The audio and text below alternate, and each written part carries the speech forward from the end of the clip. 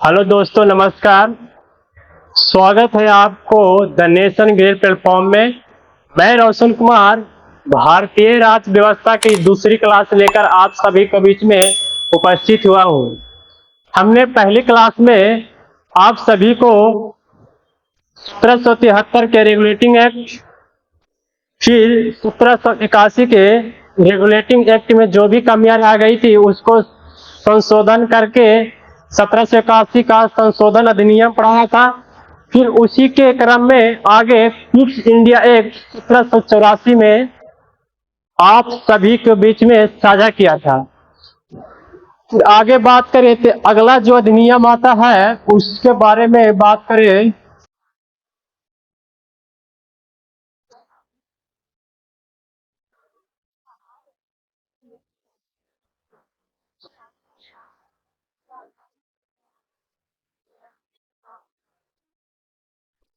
आगे जो अधिनियम आया है उसके बारे में बात करें। 1793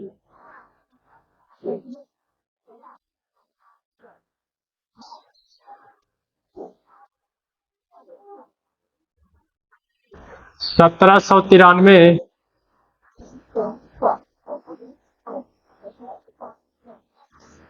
का अधिनियम।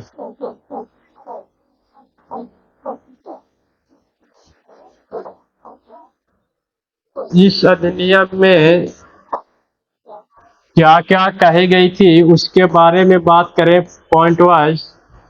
इसमें पहला पॉइंट में कहा गया था कि इस अधिनियम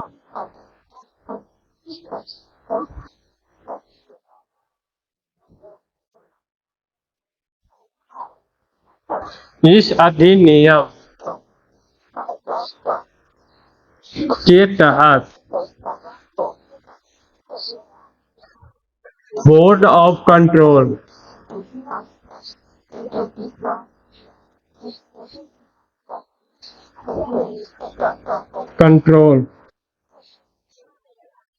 तथा बोर्ड ऑफ कंट्रोल तथा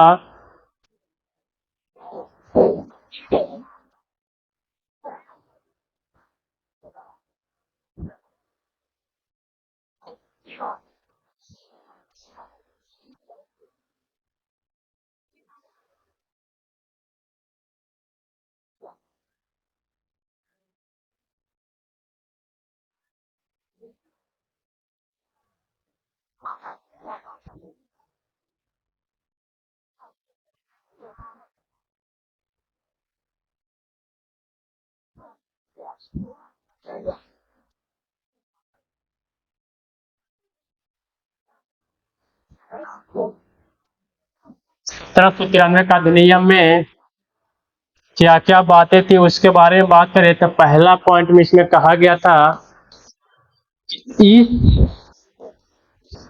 अधिनियम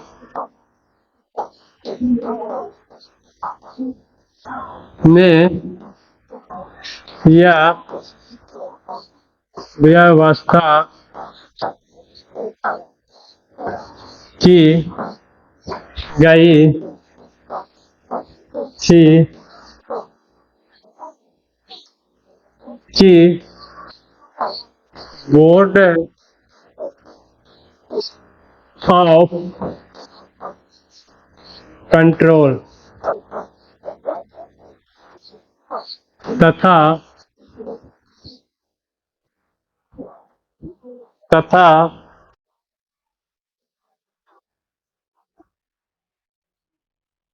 तथा उसके कर्मचारियों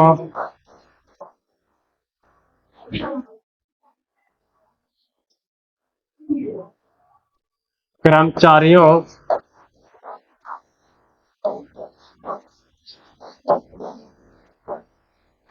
का भुगतान भारतीय राजस्व से किया जा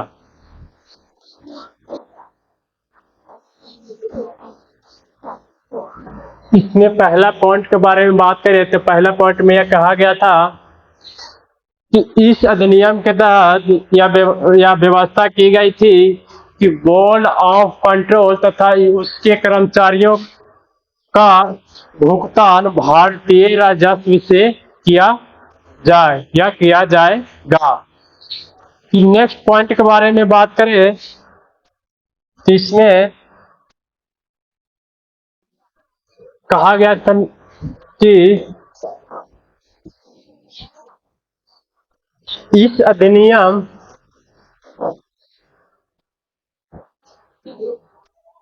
इस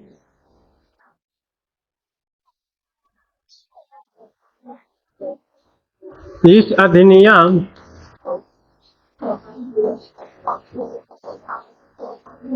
के तहत कंपनी को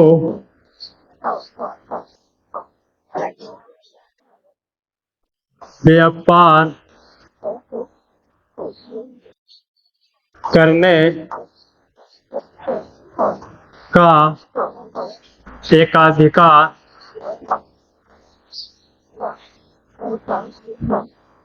अगले अगले 20 वर्षों तक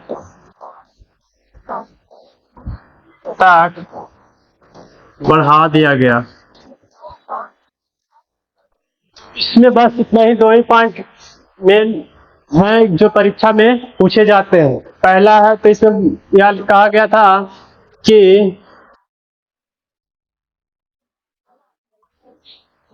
इस अधिनियम में यह व्यवस्था की गई थी कि बोर्ड ऑफ कंट्रोल नाम की जो संस्था है उसके कर्मचारियों का भुगतान भारतीय राजस्व भारतीय राजस्व से किया जाएगा। तथा दूसरा पॉइंट में यह कहा गया था कि कंपनी को व्यापार करने के लिए एकाधिकार अगले 20 वर्षों तक बढ़ा दिया गया। मतलब बढ़ा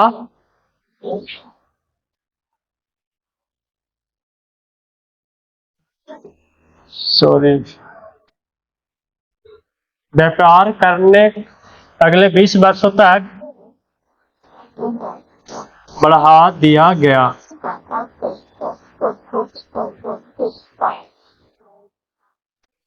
बस इसमें दो ही पॉइंट हैं। आगे जो अधिनियम है उसके बारे में बात करें। अगला जो अधिनियम है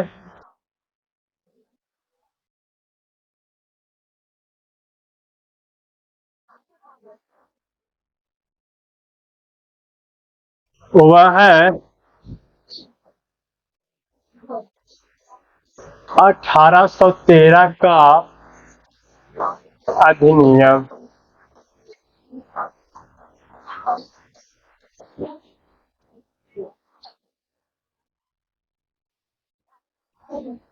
अधिनियम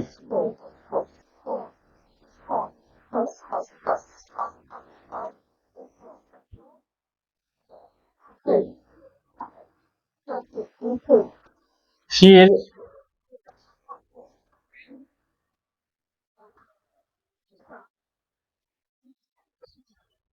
ये जो अधिनियम आया 1713 का अधिनियम, इस अधिनियम में क्या क्या बातें की गई है उसके बारे में एक क्रम वही जाने तो पहला पॉइंट इसमें कहा गया है कि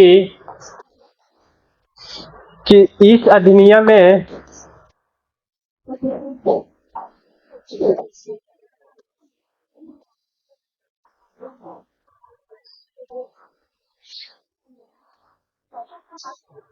इस अधिनियम में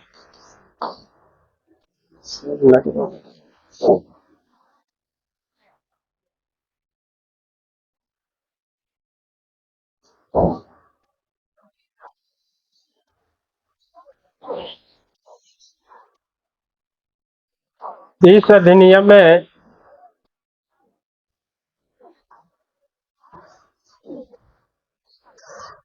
इस अधिनियम में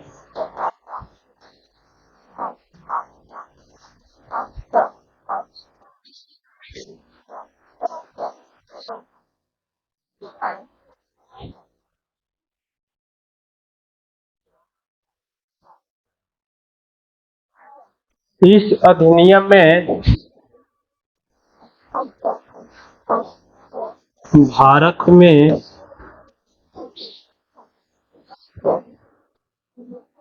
भारत में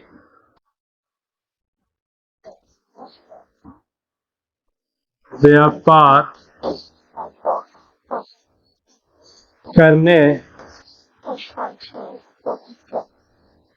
का एकाधिकार एकाधिकार समाप्त समाप्त कर दिया गया था। 1813 का अधिनियम के बारे में बात करें तो इसमें पहला पॉइंट कहा गया है कि इस अधिनियम में भारत में व्यापार करने का एकाधिकार समाप्त कर दिया गया, लेकिन चाय चाय तथा चीन चीन के साथ चीन के साथ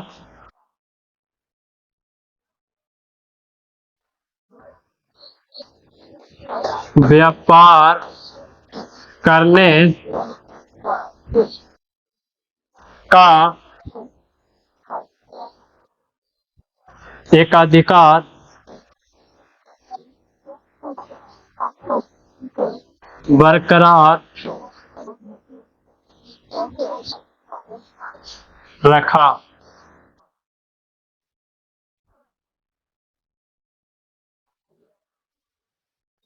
एकाधिकार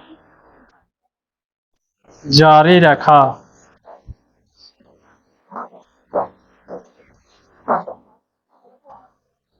1813 का अधिनियम के बारे में बात करें तो इसमें कहा गया है कि इस अधिनियम में भारत में व्यापार करने का एकाधिकार समाप्त कर दिया गया, लेकिन तथा चीन के साथ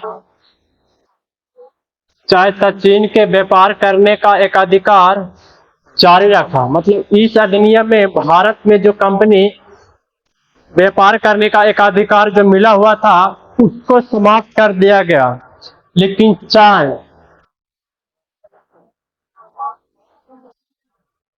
यहाँ देखिए चाय तथा चीन चीन के साथ व्यापार करने का एकाधिकार हमेशा मतलब व्यापार करने का अधिकार जारी रखा। तो आपसे क्वेश्चन पूछ सकता है कि कौन सा ऐसा अधिनियम है जिसमें कंपनी ने ब्रिटिश ईस्ट इंडिया कंपनी ने भारत में व्यापार करने का एकाधिकार समाप्त कर दिया गया, लेकिन चाय पर वह या एकाधिकार चाय पर व्यापार करने का एकाधिकार जारी रखा। तो बताना है सीधा सा इसका आंसर सीधा सा बताना है कौन सा 1813 का अधिनियम।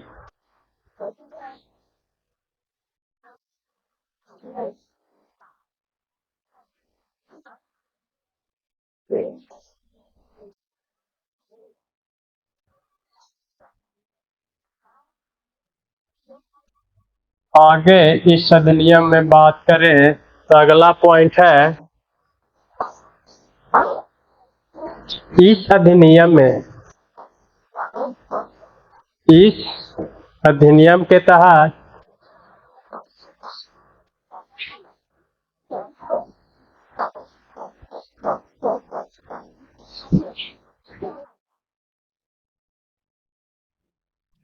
इस अधिनियम के तहत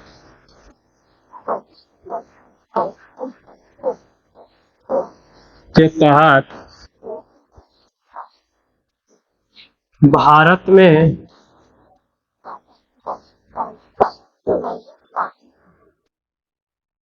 वार्षिक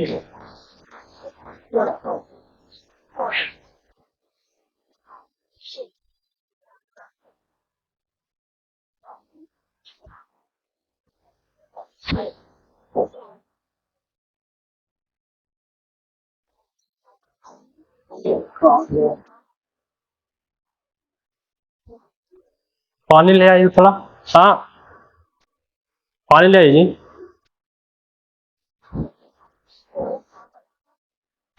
क्या लिख रहे थे? हाँ, 1813 का अधिनियम में पहला पॉइंट था, यह अधिनियम में भारत में व्यापार करने का अधिकार समाप्त कर दिया था, लेकिन शायद वो चीन के साथ व्यापार जारी रहा। इसी क्रम में लिखे थे, यह अधिनियम भारत में यह अधिनियम भारत में शिक्षा के प्रसार में पहली बार 1 लाख पे, हाँ, इस अधिनियम के तहत भारत में शिक्षा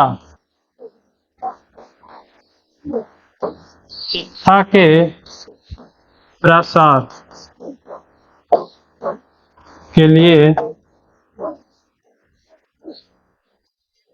प्रसार के लिए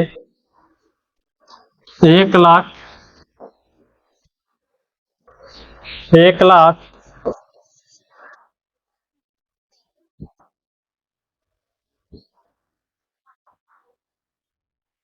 1 लाख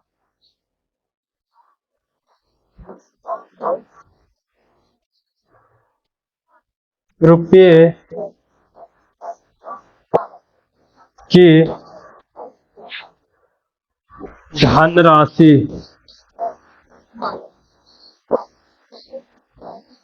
धनराशि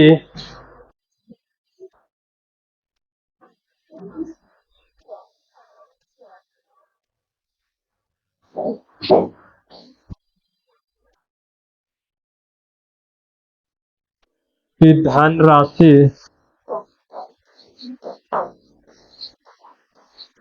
को खर्च किया जाएगा।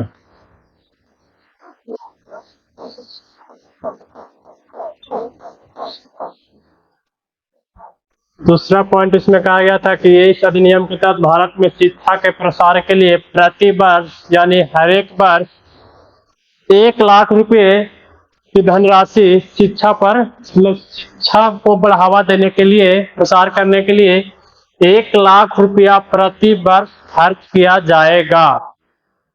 आगे इसी अधिनियम में अगले पॉइंट के बाद इसी अधिनियम में अगली पॉइंट के बात करें तो इसमें कहा गया है कि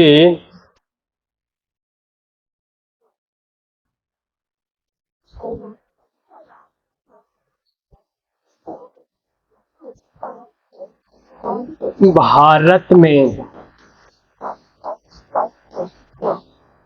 ईसाई मिशनरियों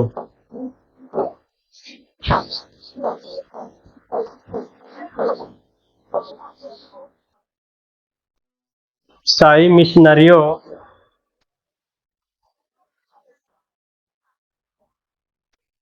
मिशनरी हाँ, तीसरा पार्ट में कहा गया कि भारत में ईसाई मिशनरियों को धर्म प्रसार करने के लिए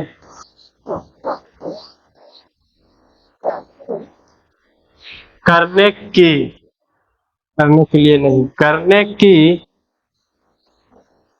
अनुमति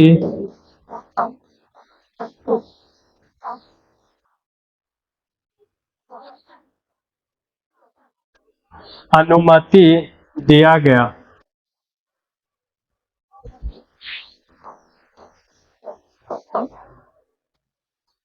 अनुमति दिया गया।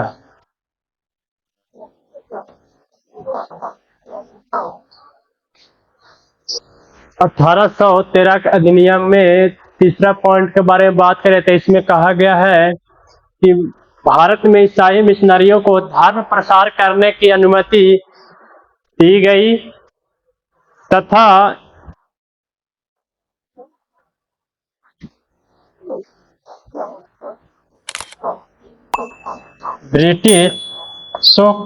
ब्रिटिशों को भारत में तथा ना इसका नेक्स्ट पॉइंट में इसको लिख दो।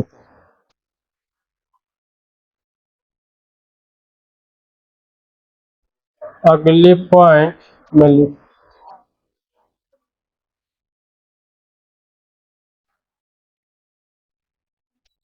अगले पॉइंट आगे इसके पॉइंट के बारे में बात करें तो इसमें कहा गया था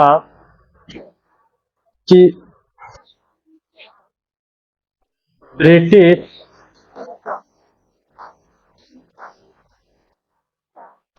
ब्रिटिश को ब्रिटिश को भारत में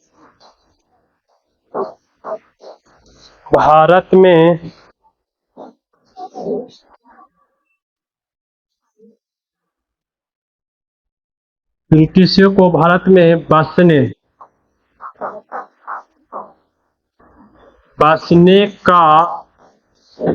अधिकार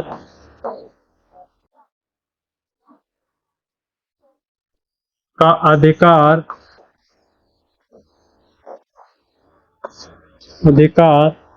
दिया गया।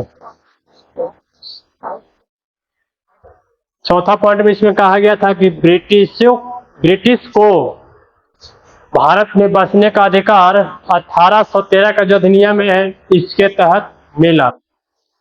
नेक्स्ट पॉइंट में पचमा में बात करें तो इसमें कहा गया था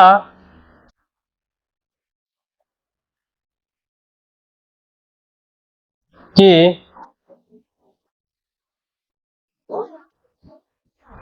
इस अधिनियम के तहत, पचमा में बात करें तो इस अधिनियम के तहत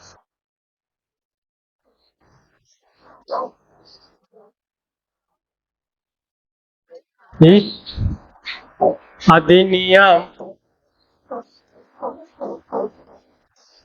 के तहत स्थानीय स्थानीय स्थानीय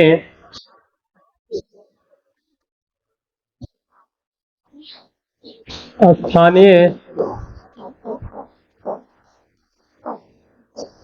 सरकारों को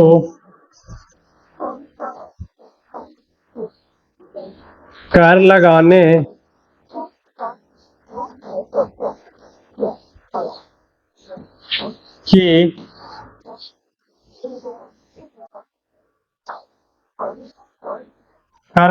की छूट इस अधिनियम के तहत स्थानीय सरकारों के कर लगाने अच्छा सॉरी छूट नहीं, कर लगाने का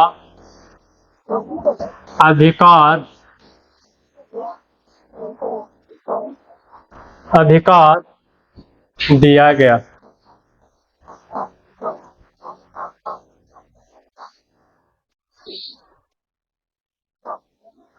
पचवा पॉइंट में कहा गया था कि इस अधिनियम के तहत स्थानीय सरकारों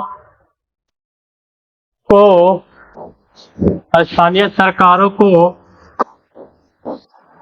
कर लगाने का अधिकार दिया गया।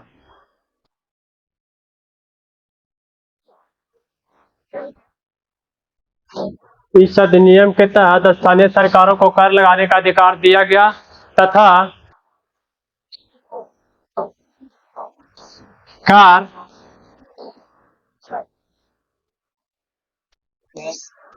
न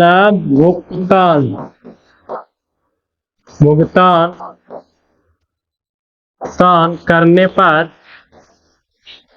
करने पर न भुगतान करने पर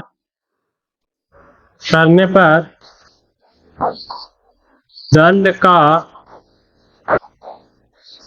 प्रावधान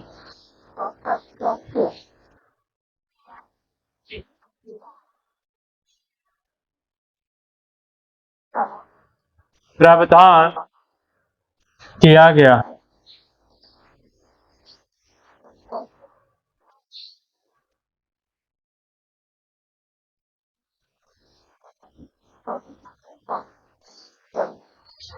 इस अधिनियम के तहत स्थानीय सरकारों को कर लगाने का अधिकार दिया गया तथा कर न भुगतान करने पर उसको दंड देने का अधिकार स्थानीय सरकार को दिया गया। बस इसमें इतना ही पॉइंट है, इसमें ज्यादा कुछ नहीं, इतना ही पॉइंट है। पहला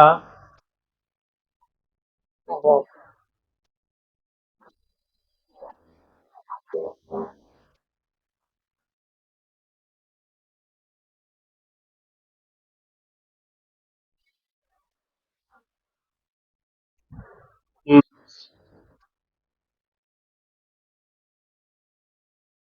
1813 का अधिनियम के बारे में बात करें तो इसमें पहला पॉइंट हमने बताया है कि इस अधिनियम में भारत में व्यापार करने का एक अधिकार समाप्त कर दिया गया, लेकिन चाय तथा चीन के व्यापार करने का एक अधिकार जारी रहा।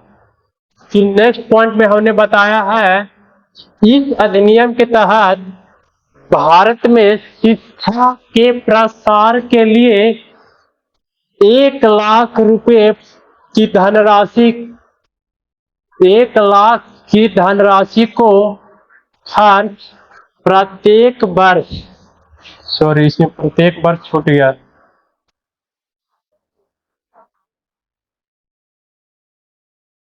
प्रत्येक वर्ष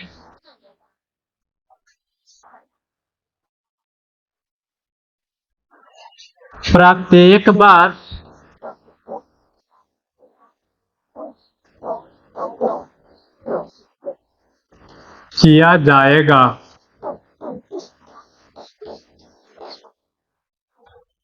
दूसरा पॉइंट में इसमें हमने बताया है कि इस अधिनियम के तहत भारत में शिक्षा के प्रसार मतलब शिक्षा को बढ़ावा देने के लिए 1,00,000 रुपए की धनराशि खर्च किया जाएगा। यह धनराशि प्रत्येक वर्ष खर्च किया जाएगा। फिर आगे हमने बताया है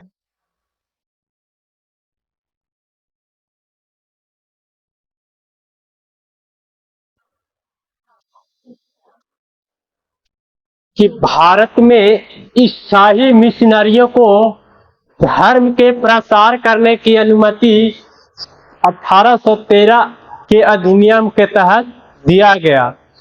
चौथा पॉइंट में हमने बताया है कि ब्रिटिश को भारत में बसने का अधिकार 1813 के अधिनियम के तहत मिला। पांचवा पॉइंट में फिर लास्ट में हमने बताया है कि इस अधिनियम के तहत स्थानीय जो यहाँ के जो मूल सरकारें थी उसको स्थानीय सरकारों को कर लगाने का अधिकार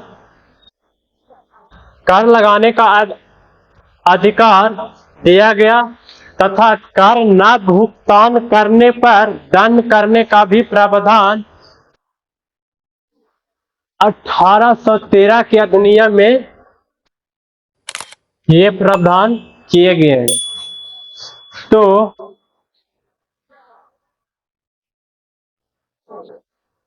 आज हमने आप सभी को पहले धन्यवाद।